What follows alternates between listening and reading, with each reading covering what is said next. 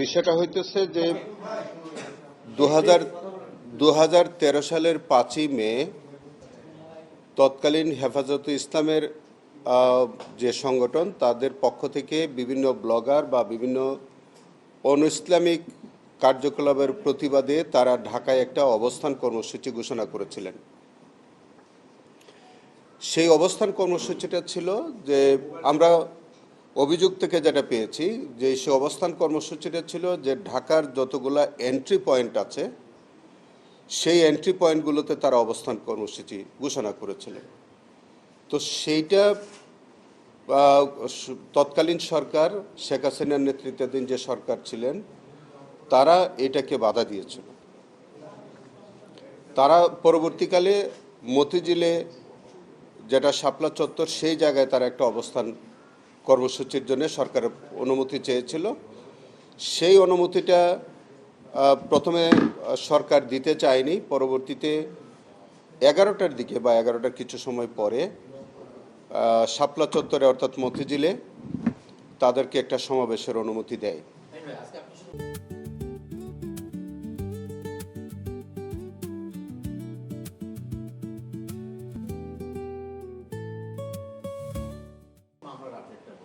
আমি ফ্যাক্টসটাই বলি। তো সেখানে তারা যখন ওখানে সমাবেশ করতে আসে তখন আওয়ামী লীগ কার্যালয়ের সামনে যখন আসে গুলিস্তানে, তখন কিন্তু তারা একটা পুলিশ এবং তৎকালীন আওয়ামী লীগের একটা হামলার শিকার হয়।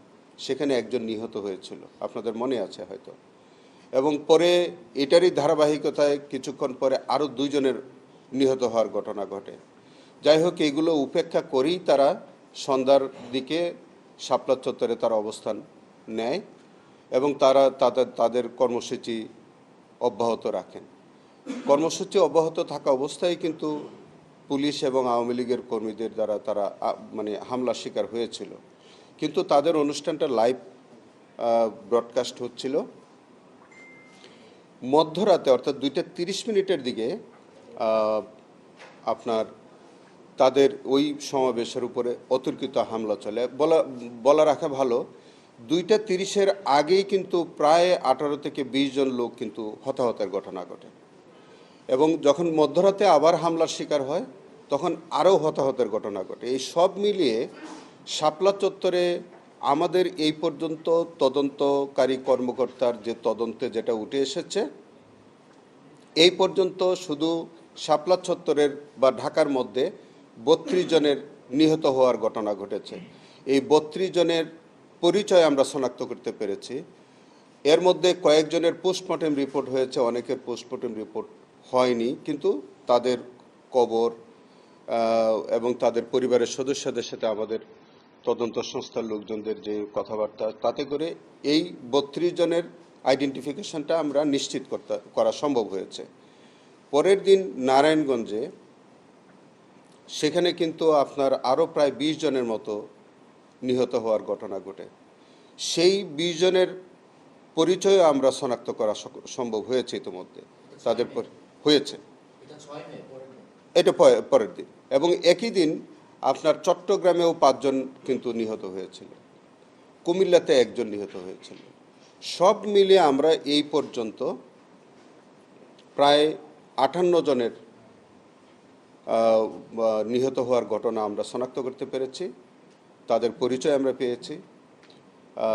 কয়েকজনের পোস্টমর্টেম রিপোর্ট তৎকালীন সময় হয়েছে, অধিকাংশ হয়নি, এবং তাদের পরিবারের নিহতদের পরিবারের সদস্যদের সাথে কথাবার্তা হয়েছে সব কিছু। ইতিমধ্যে আমাদের তদন্ত কাজ প্রায় শেষ পর্যায়ে।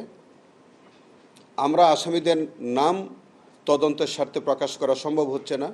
আপনারা জানেন ইতিমধ্যে কয়েকজন আমাদের তৎকালীন পুলিশের আইজিপি উনি গ্রেফতার আছেন এই কেসে। আরও সরকারের যিনি একদম সুপিরিয়র কমান্ড যিনি দিয়েছেন, সরকার প্রধান থেকে শুরু করে তৎকালীন বাহিনী প্রধান, কমিশনার, পুলিশ কমিশনার সহ অনেকেই এটার সাথে জড়িত থাকতে পারে, যাদের নাম আমরা তদন্তের সাথে এখনই প্রকাশ করছি না। তবে আমাদের এই মামলাটির তদন্ত কাজ প্রায় 90% আমাদের সমাপ্ত হয়ে গেছে। আমাদের কিছু এক্সটেন্ডেড ওয়ার্ক আছে, সেটা আমরা করে যাচ্ছি। সেটা চট্টগ্রামে আমাদের কিছু ফার্দার মানে ইনভেস্টিগেশনের কাজ আমাদের চলতেছে।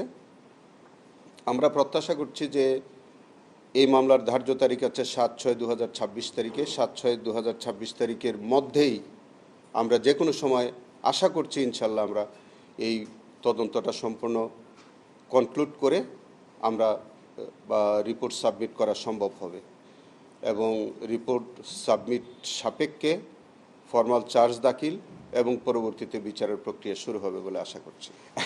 ওই যে এইটি বললাম যে আমরা আসামিদের নাম পরিচয় এখনই প্রকাশ করা সম্ভব হচ্ছে না, তবে এটা 30-এর নিচে হবে না।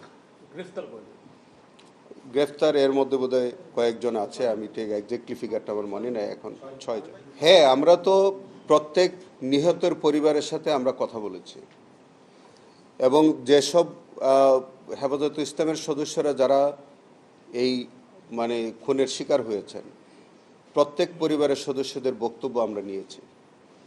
অতএব প্রত্যেকের এই মানে নিহত হওয়ার পক্ষে আমাদের পর্যাপ্ত সাক্ষ্য প্রমাণ আমরা পেয়েছি। এর বেশি আর আমরা কিছু বলছি না, তবে নিশ্চয়ই আইনশৃঙ্খলার বাহিনী আছে, আওয়ামী লীগ এই সংগঠন জড়িত আছে, সরকার জড়িত আছে এর মধ্যে। ওনার ব্যাপারটা আমরা ইনভেস্টিগেশন চলছে। আমাদের একটা বক্তব্য, আমরা একটা ইনভেস্টিগেশনের মধ্যে আমরা পাচ্ছি যে তিনি দেশের বাইরে ছিলেন। যদি তিনি দেশের বাইরে থেকে সেটাও আমরা পর্যালোচনা করে দেখছি। সুপিরিয়র কমন রেসপন্সিবিলিটি যদি হয় সেখানে কিন্তু যে কোনো জায়গা থেকে তার ওই লায়াবিলিটিসটা থাকে।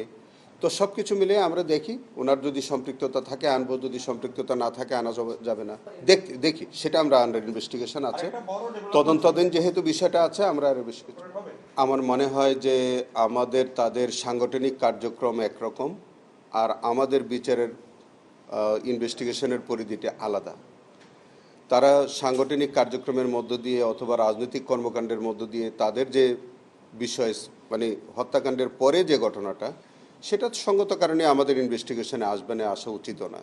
এটা তাদের পরবর্তী রাজনৈতিক কার্যক্রম, সেখানে আমার মনে হয় না যে আমাদের ইনভেস্টিগেশন এসব বিষয়ে আসবে। না না না না 5 মে তো রাত 2:30টার আগেই তো 18-20 জন খুন হয়েছে। দুপুর থেকে তো খুন হয়েছে। হ্যাঁ, 2 দিন ব্যাপী আমাদের ঘটনা ঘটেছে। সেটা যাদের পরিকল্পনায় এই ঘটনাটা ঘটেছে, আপনার খুব পরিষ্কার করে যদি বলা যায়, সেটা হচ্ছে তৎকালীন সরকারের উদ্দেশ্য ছিল যে এই ইসলামিক এই গ্রুপটাকে বা এই সংগঠনটাকে হয়তো একেবারেই নিধন করে দেওয়া, এরকম থাকতে পারে। এবং তিনি হবেন সেটা হবেন।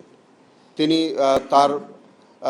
তার সংশ্লিষ্টতা আমরা পেয়েছি এবং অন্যান্য বাহিনী প্রধানদের সংশ্লিষ্টতা আছে। যাদের সংশ্লিষ্টতা আছে আমরা সবাইকে নিয়ে আসবো। আছে, তিনি তো প্রত্যক্ষভাবে জড়িত ছিলেন, তিনি তো উপস্থিত ছিলেন।